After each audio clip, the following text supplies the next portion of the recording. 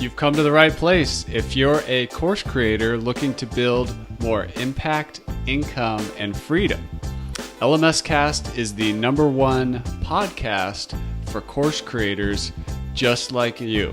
I'm your guide, Chris Badgett. I'm the co-founder of the most powerful tool for building, selling, and protecting engaging online courses called LifterLMS. Enjoy the show. Hello and welcome back to another episode of LMScast. My name's Chris Badgett and I'm joined by a special guest, Brendan Tully from Australia. How you doing, Brendan? I'm good, Chris. Yourself? I'm doing very well, thank you. You're a course creator. You have an IT background. You have WordPress expertise. You make sites fast and you understand SEO. And I think it's apparent to me that you're a serial entrepreneur. So you're a very creative, business-minded person with tech chops, which means there's a lot we can get into this episode. And I'm super excited to go down some of those roads with you. One of the first roads, though, is just you as another course creator, a fellow course creator. I actually just finished your course, and we'll talk about the content of it a little bit. It's called the Pareto E-commerce Blueprint. It teaches SEO to predominantly like online stores. And I got a ton of value out of it, even though like an online course is not necessarily a website selling mattresses, but a lot of the e-commerce, I would say 80% of the course was like perfectly suited to the online course creator. But backing up, why did you decide to make that course? The course came from, I have an SEO and AdWords agency and we do in-person workshops and training as well. And the course came from that. We deal a lot with I'd say the local small business, the people that have e-commerce online stores attached to their business as well. And, the work we were doing for those people was the same thing over and over again. They're making the same mistakes. It was the same optimization. It was the same process. So the course was built basically out of the process we were using for them. The agency business we have deals primarily with Australian businesses. So building the course was an easy way to reach a wider audience and clone myself. And I kind of felt like we were saying the same thing over and over again. So that's the reason why. And, the course space is interesting. I guess one thing I love about courses, and we actually have a couple of other course businesses, one where we teach people how to play the didgeridoo online. I don't think we mentioned that before we got on the call, but it's like the ultimate way to clone yourself. Like you put this stuff out there and it just keeps working again and again. Whereas we do the in-person training workshops, while I really enjoy it, it's really hard work and it can be really draining. You stand in front of people you do a whole day workshop. It starts at 9 a.m., 9:30 in the morning, and it goes till 4 in the afternoon, and you're just totally wiped out after it. So the course space is interesting in that I don't think a lot of people frame it like that. Like it's like you just clone yourself. Like as a small business entrepreneur, you have a small team and only 24 hours in the day. So you make this video that's out there and it just works. It's the ultimate working in your sleep kind of thing, I think. That's awesome. I like to use the model, your service or your agency, the search engine shop, is kind of like the done for you service or the done with you consulting. But this course can be the ultimate scalable, do it yourself, program where you're essentially saying the same stuff. So yeah, when I got into your material, immediately I started noticing things that were like, oh, this is a good course. Like this is a high quality course. And I'll share with you like what some of those are from my opinion, taking it. I have an e-commerce store for selling software, and I also have my own course projects. You mentioned you have a didgeridoo thing going on. I have an organic gardening permaculture thing going on. I've got all kinds of stuff. So I was really fascinated from the software sales side, from the course sales sides. But the thing you said that I noticed right away was, I think you made the promise of like, look, it's going to take about 8 hours to get through this course and implement everything you learned. I was like, that is so refreshing. Like I literally knocked it out like in 2 days, a couple 4-hour blocks. I'm going to like learn from Brendan and start implementing. And it wasn't like this huge commitment. It wasn't a big ask. I mean, it was to like do the work, but it was only 8 hours. And most of your lessons were literally like 2 to 3 minute video with like some very specific calls to action of like, this is what you need to do. This is how to implement it. You had like explainer text. I'm kind of going on a lot of things, but it was those elements that made it like approachable, digestible, and actionable. So where does that come from in terms of as an instructional designer? Because a lot of people think they have all this great content in their head and they're just going to put it behind a paywall, but yours, you immediately got me into action and getting results and getting quick wins. Where did you learn to teach like that?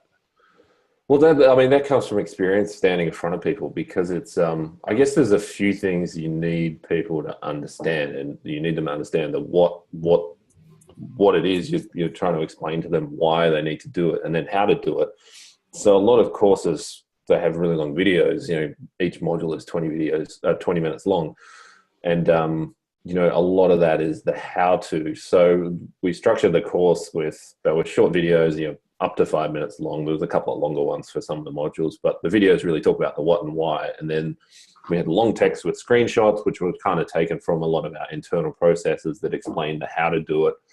Because a lot of that stuff is better in text format because people can follow along as they do it. So it really came from that, because people don't want to, a lot of people don't want to sit there and 30 minutes is a long time to invest. 20, 30 minutes is a long time to invest to watch a video. So we wanted to make it about action. Like, all the information in the world is useless. Like if you don't act on it. I think Derek Sivers says that, if information was all we needed, we'd all be millionaires with a six pack, right? So, so I really wanted it to be action based, and it actually really was based on our internal processes, our own SEO checklist. We use Process Street now. So a lot of the stuff from that course and one of our other courses just came directly from Process Street. It was massaged a little bit for public consumption. But yeah, just from experience, so those two things make it work for the team, and just having that in-person workshop and training experience. What about the quick wins? Like as soon as somebody enrolls in a course, when their attention and excitement is the highest, you have all these like little quick wins that people can do. Like where did you get that trick from? Well, that comes from our agency, because traditionally the agency was an SEO agency. So when we started in 2008, so we started doing SEO, and back then SEO was quite easy. Things would happen quickly, whereas over the years SEO has got harder. It takes a longer time. It's 3 to 6 months to show results. So people need results today. People are spending thousands of dollars a month on SEO or agency services. They need to see results. So a lot of the quick wins are really best practices, just wrapped in some better language. Simple things like in our agency, like setting up a Google Maps listing, Apple Maps listing, and Bing Maps listing. There's super quick wins, and often that can double some businesses' traffic overnight. So it really kind of gets you focused on, you get those results straight away. And a lot of those things are like 20 minutes worth of work, and you're done. And, within days you start seeing results. So it's a good way to build momentum. They're easy, they're digestible, and they're not necessarily things you need to know a lot about to do. It's really just, hey, do this. It's really simple. Just follow the steps. Takes 15 minutes and you're done, and you'll see results. So that's why we did that. And, getting the momentum, and as you probably know, a lot of people buy courses and things and don't do it. So the quick wins front loaded at the start really kind of builds that momentum and gets people excited, I think, too. That's awesome. Well, if you're looking to up your SEO game for your if you have a website that sells stuff, I recommend checking out Pareto e-commerce. That's it. ParetoEcommerce.com. Is that right? That's correct. Yeah. How long did it take you to make the course? Too long. Really? I couldn't tell if you obviously knew the material, and I was like, he just banged this out with like a good video person, like the content recording pretty quick, or maybe it took a while. I don't know, but it took a while. If I was doing it again, I had a proper camera and I did the video editing myself. And I think the first half I did all myself. So it was, I think 4 hours per module, most of the modules. And I think there's 5 to 10 modules per week and 4 weeks worth of content, and then some bonus content. So it took a long time because I messed around with the video myself, and I was new to video editing like that. So Yeah, longer than it should. And in the second half of the modules, I had a video person do it for me. So what are we talking, like a month, 6 months, a year, 2 years? What was it? I think I built it over the course of 2 or 3 months. So Okay. and working on it, probably spending, every day of the week, half the day working on it. So yeah, too much time.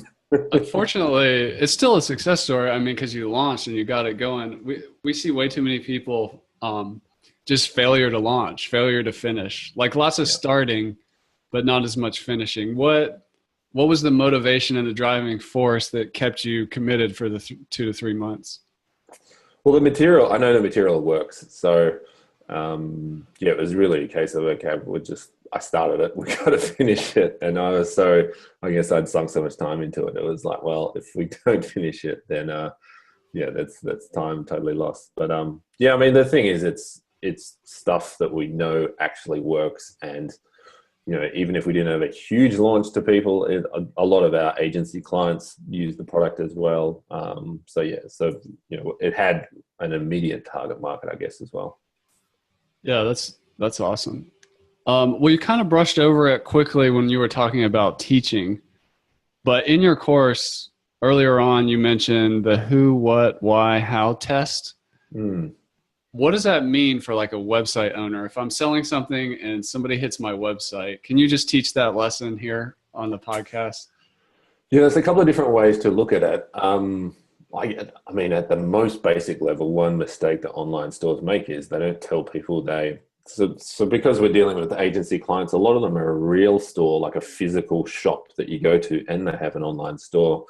And they don't tell people who hit the site one way or the other that they're an online store or a retail store. So we came up with this concept. It was a way of framing that, teaching the workshops. So who you are, what you do, why buy from you, and how to buy, or what the next step is, or the call to action or whatever. So that was really about, hey, if you're an online store, tell people that they can buy online, or have a menu item at least that says shop online. And then if you're a physical retail store or an online store, have, a locations menu, or, visit us or something like that. So that's where that came from. And really people need to be able to hit the website and understand that really quickly. So it was like, who you are, what you do, why buy from you, and how to buy, or, how to get in touch, or call to action. And it's kind of a rule that needs to be applied to the homepage, but particularly for like pure e-commerce businesses, people who are actually shipping boxes. Most of the people who are hitting the site, if they're running something like Google Shopping ads, that the first page they see on the site may actually be a category page or a product page. So those pages need to kind of tick those boxes as well. And one really good way to do that is have it, things in a menu item or things in the header that are really clear about what you do, who you are, that sort of thing. So that one's really important, and it's a really quick win. If someone hits the website and they don't realize you're an online store, and don't realize you're a physical retail store, then you're missing a huge opportunity to do business with you. And a lot of the time, e-commerce in Australia is a little bit behind the US. It's not as mature, and people really, there's a lot of trust that you get automatically if you actually have a physical bricks and mortar store and you're selling online. So yeah, it's a simple one, but very powerful, and it really helps from a conversion perspective. Is that also kind of like the headline, like the main headline on the homepage and the description text, and like one call to action button, kind of like, how do you optimize those three elements? Yeah, it's kind of a lens to look at those three elements, I guess. And someone needs to be able to hit the site straight away without having to look for it, kind of understand those things, or be able to pick them up within a few seconds. So yeah. Since we have an SEO expert with us today, I wanted to ask a hard SEO question. It's not to put you on the spot, but so I see a lot of people ask for an SEO plugin recommendation like Yoast SEO. Yep. And in my mind, I'm always thinking, well, yeah, that's a great plugin, but it's what you do with it that matters. Like if somebody's like starting at zero and wants to install something like Yoast, I mean, it doesn't really do that much until you start actually like filling in all the stuff. Like, but it can be a little overwhelming. Like if you're kind of new to WordPress or new to websites and marketing, and you're like more of just a teacher trying to get online or whatever. What are the basics of getting started with an SEO plugin? Like, what are the key things? What are the key places to focus on after you press install and activate? Sure. So I'll give you a couple. So, okay, number one is fill out as many fields as you can. So go through every single panel in the plugin and, everything that makes sense. So in our agency business, we'll load up a site, open up, they have Yoast installed as most people do these days. And none of the fields are completed in the plugin, like simple stuff. In the Yoast plugin, there's a social section where you fill out your business name and you put an image, your logo image, and you enter all your social properties and YouTube and everything else. And those aren't filled in. So those don't need an SEO expert to fill them in. So I'd say go through and just complete as many fields as you can. Now, the two other kind of low-hanging fruit, like a lot of people think SEO backlinks, that's kind of how they link it up in their head. But there's two really low-hanging fruit kind of quick win areas when it comes to SEO, and those are meta description. And I'll give you a link to a short video training that explains how we write meta descriptions. So one thing we do particularly for our bigger clients is meta description optimization. So the blurb that appears in the search results when your site appears. So one thing so in the AdWords world, it's well known that ad copy makes a big difference. So small changes in ad copy can double the click-through rate. So if you swap the top and bottom lines of an AdWords ad around, you can get double the click-through rate. So that's twice as much traffic from that same ad. You haven't really done anything to it. You've tweaked a few elements. So a lot of people don't realize, or in the SEO world, it's never really talked about. Meta descriptions are exactly the same thing as an AdWords ad, except they're free. So actually giving some attention to your meta description, so handcrafting it and spending some time to think about it and write it as if it's a sales blurb and use some of those same techniques as you would use in AdWords can in some cases get a 50% or 100% increase in traffic. Now, I'll link you up to some resources that explain how we do that. Simple things like capitalizing, putting important words like free in all caps or fast, like free, fast shipping in all caps, that stands out, and using capitals at the start of every word in that meta description. So actually having a meta description written for every page on the website, so every page is unique. So ideally, every page should have a meta description. And you can template it across the site. So in Yoast, you can set a template for the meta description for all pages and all blog posts. So if they don't have one manually written, then it will just default to that template.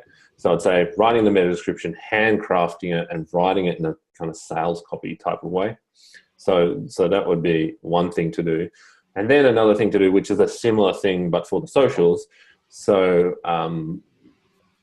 creating a custom open graph image for whenever you create content, ideally having a custom open graph image for each piece of content. But again, in a similar way, you can set a default open graph image across the whole website. And I'll link you up to a Facebook tool that will show you what your website looks like when you share it on the socials, or a page on your site looks like when you share it on the socials. So handcraft, again, creating a custom image for the open graph tags will increase the click-through rate from the socials and anywhere else that page or your site is shared, like Slack, Skype, Facebook Messenger, that sort of thing. So those few things they're not the hard typical SEO backlinks, but they can make a huge difference, particularly to a business that already has momentum. If you already have a traffic strategy and you're already making sales, doing these small little things, which are not really, there's no SEO skills required, doing these small things can make a huge difference to the traffic, particularly as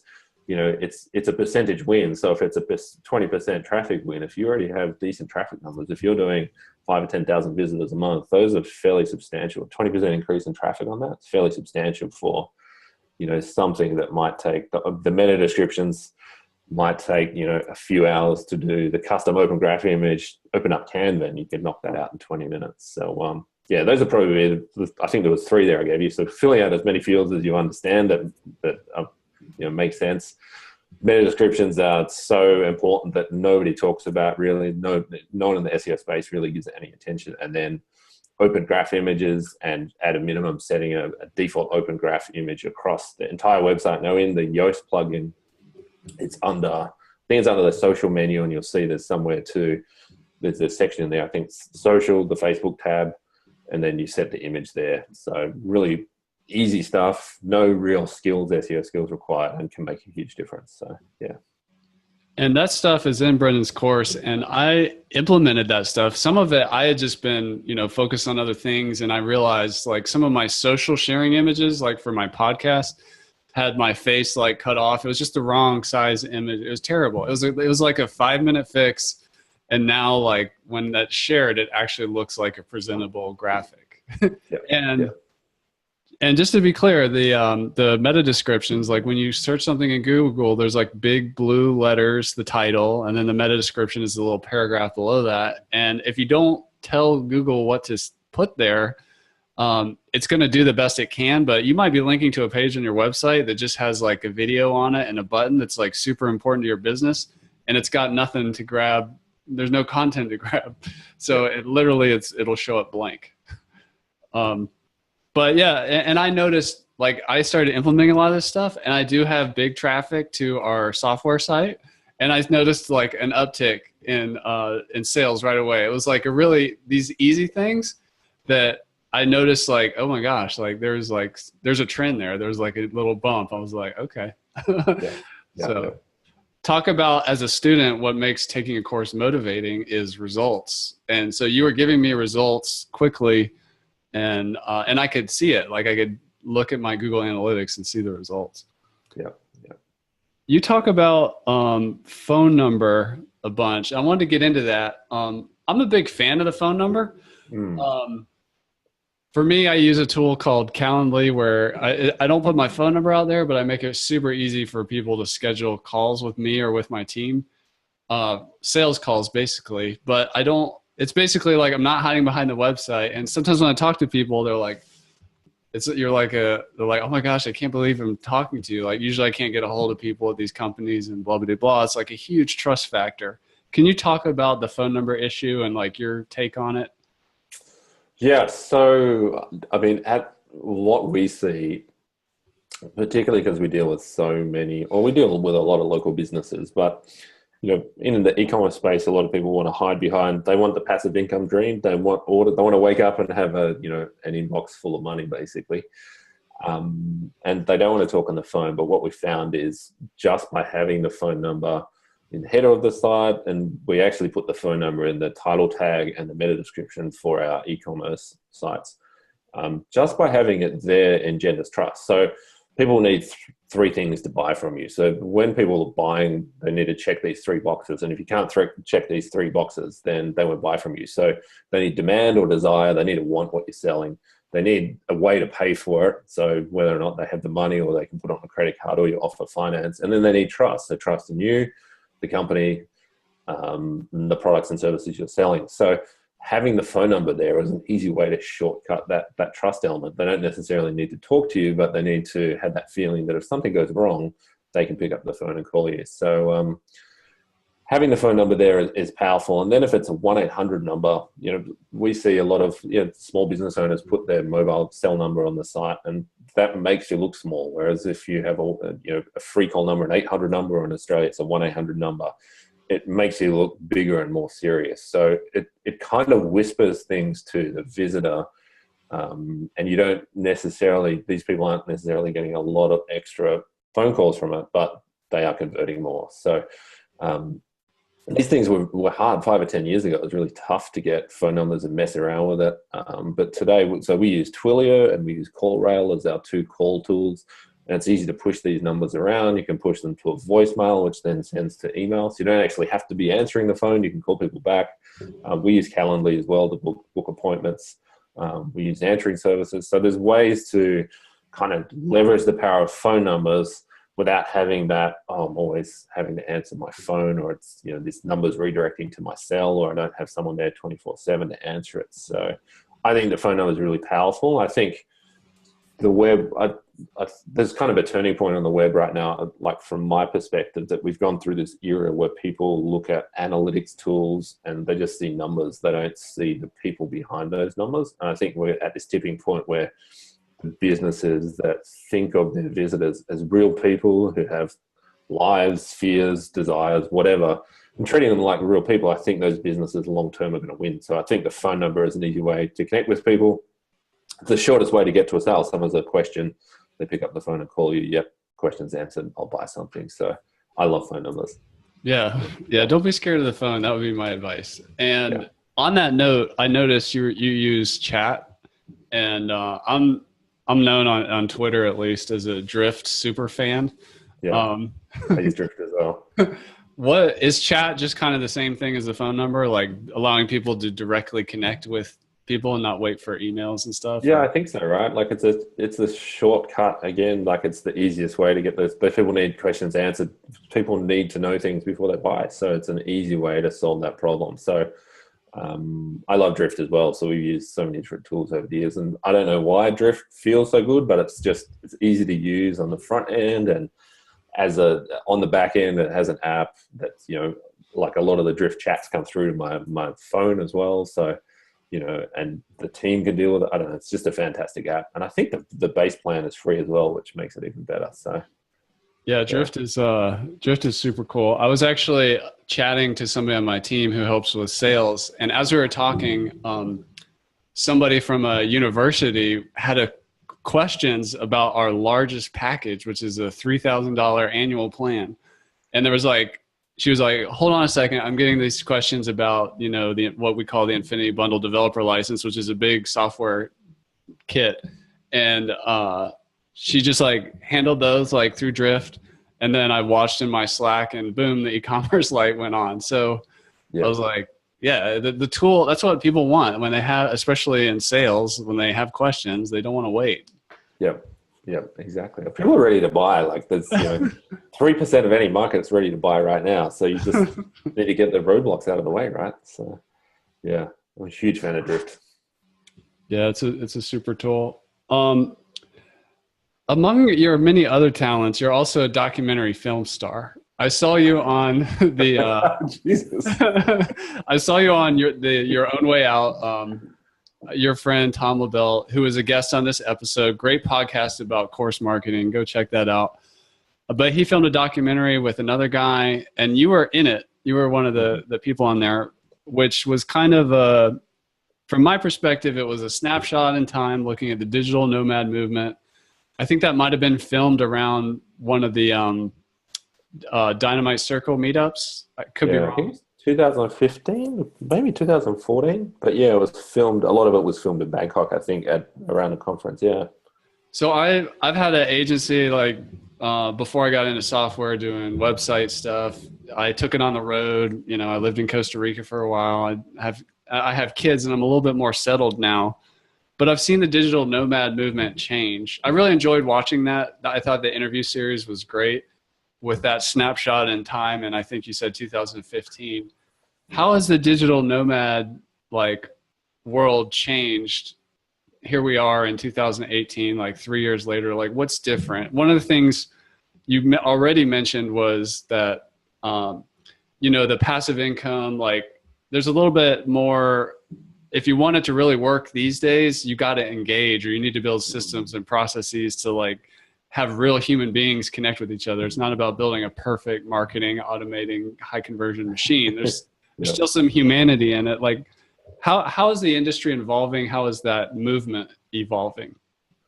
Yeah, I think so. I spent several years traveling and, living overseas. And I guess I started it in 2013, traveling, and spent a lot of time in Chiang Mai in the north of Thailand. And I think back then it felt a bit special and like we were doing something different, and it was kind of unique. And back then you wouldn't tell customers that where you were, because if you're in Thailand, you're on holidays and you weren't serious about business or work or whatever. But I think now it's just nothing. I think corporate workers work remotely. They work at home. They work from anywhere. I think, and smartphones are a big part of that. But I don't think being able to work on the move, or work and travel, or whatever way you want to frame it, is a big deal. And there's a huge, the remote work movement is a massive deal now. Like, it just didn't exist a few years ago. But you look at sites like, I think it's Remote OK, by Peter Levels. Like, there's just every day there's 10 or 20 really high level jobs on there for remote work. It's not just someone with a laptop and a backpack right now, and like it used to be, like hustling together $1,000 a month so they can kind of do the travel and work thing. Like, it's I think a genuine way of working now. And I think the traditional office doesn't work like it used to. And people have flexible, you don't necessarily have to be a digital nomad and travel the world. I think, you have kids, a lot of people in corporate jobs now work. My sister works 2 days from home, and she has like a proper corporate kind of job. So I think it was very special before and it was unique, but I think it's just how people work now. Like, I think the mainstream have caught up to what was, people that were kind of leading this path. So I don't think there's particularly anything special about the digital nomad space anymore, apart from, it has a special name, or it's really just remote work. That's what, the mainstream is calling it, I think. Yeah. Well, those are some good thoughts. One of your other projects is called WP Speed Fix. Mm-hmm. What was the genesis of that? I'm assuming by the name, it's a service that helps people dramatically speed up their WordPress websites. Yeah. So we do WordPress speed optimization. So it started as just one of those services we offered agency clients. It started, it was just something we were doing as part of SEO.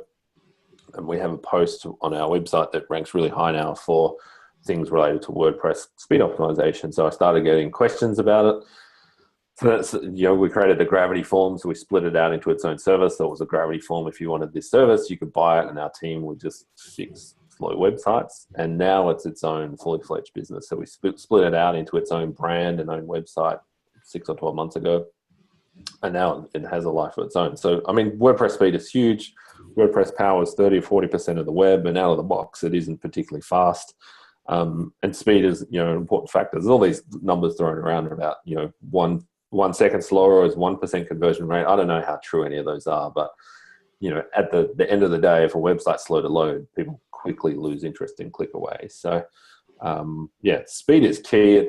It doesn't necessarily mean you'll sell more if you have a faster website, but you're probably losing sales right now if your site is slow. So it's an interesting project. We have a technical team, so our developers are quite technical, so it's an easy thing for our team to do. So it's an implementation service with a specific promise. Yep. So we have 3 levels of service right now. So the base one, we have the site loading in under 3 seconds. A lot of the sites we get they're taking 10 to 20 seconds to load, and they have like huge images, and the sites are 10 or 20 megs, so they're just super slow. So the guys do a baseline level of best practices speed stuff on the base plan, and then on the higher plans they really kind of get in there and fine tune it and get it loading as fast as possible. That is awesome. And I just want to highlight, because now you've said it twice, it started in an agency. You had a problem that you were helping your agency clients. You wrote a blog post about it. You got demand was like signals were up. People were contacting you about this WordPress speed up post that you wrote.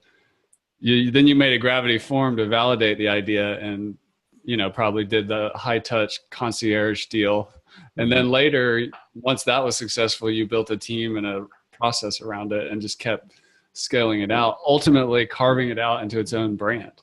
Mm-hmm. That's amazing. And to me, that sounds like the right way to do things. Sometimes people start with they try to do that in reverse. Like, okay, I've got this great offer. I'm going to carve out its own brand. I'm going to build a beautiful website and a team, and then I'm going to put it up for sale. Or you kind of did the bootstrapper model. Any comments on that? Not really. It kind of just evolved. It was, I get, looking back, it was kind of easy and it was obvious. It was just something that evolved over time. It was like, people are asking about it. Like, we can just, we can help you if you want. You pay us to help you, we'll fix it. And it just evolved organically. So it just felt like, I think sometimes when it feels like it's too easy, that's probably the path you should follow. So I've had a few things in life like that just like this is, it almost, I say to some, like in conversations with people, I'm like, it feels like a rot. It's too easy. Like, it's just, people want the service, we do it well, they buy it, everybody's happy. So it kind of feels like effortless in a way.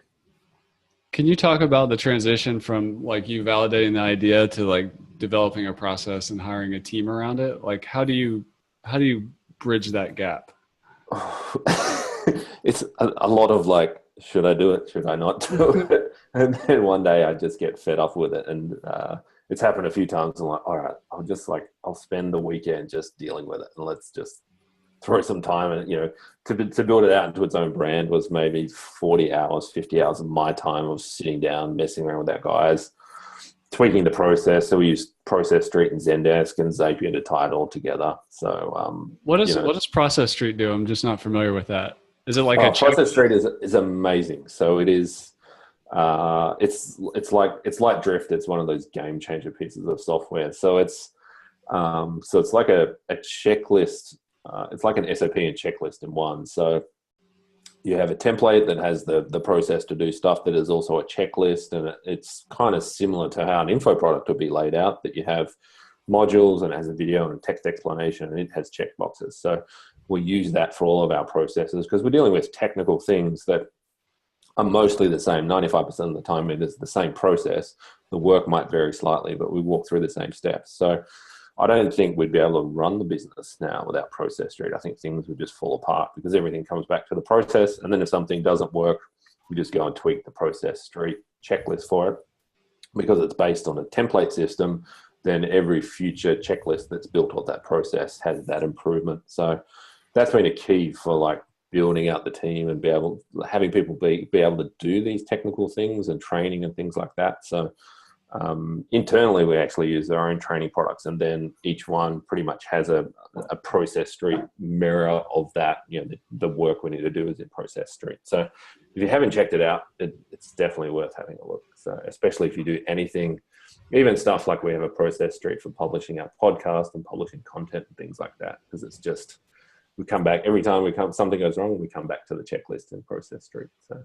Does your team take any part in updating the processes, or does that who updates it? Do you update it? Do they update it? Does everybody? The team, depending what it is, we might talk about the update. We might talk about something we have to change. The guys might edit things or update things, and especially things like screenshots. Software changes all the time, so we need to tweak screenshots or tweak the way we're doing it, or there might be some gaps in there. So I'll do it, or the team will do it. We have a daily stand-up call, so we have a 10-15 minute call every day where everyone talks about what they're doing for the day, and if there's some gaps or problems that arise from that, then we'll dig into it and someone will update it. It's not necessarily me, but yeah. That is awesome.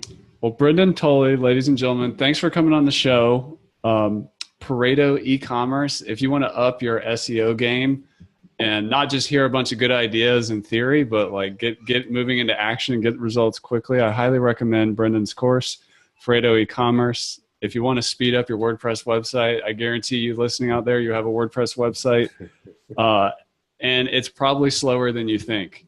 So, try that website on a, outside of the 4G LTE network or whatever. And, website speed can get really bad and amplified. Speed problems when you're on mobile or in countries. If you have an international business, not everybody has great internet, or people live in rural areas. So it's a really important thing to look at. That's over at wpspeedfix.com. Brendan, thanks for coming on the show and sharing your story with us. I really appreciate it. Thanks, man. And that's a wrap for this episode of LMScast. I'm your guide, Chris Badgett. I hope you enjoyed the show. This show was brought to you by LifterLMS, the #1 tool for creating, selling, and protecting engaging online courses to help you get more revenue, freedom, and impact in your life. Head on over to LifterLMS.com and get the best gear for your course creator journey. Let's build the most engaging, results-getting courses on the internet.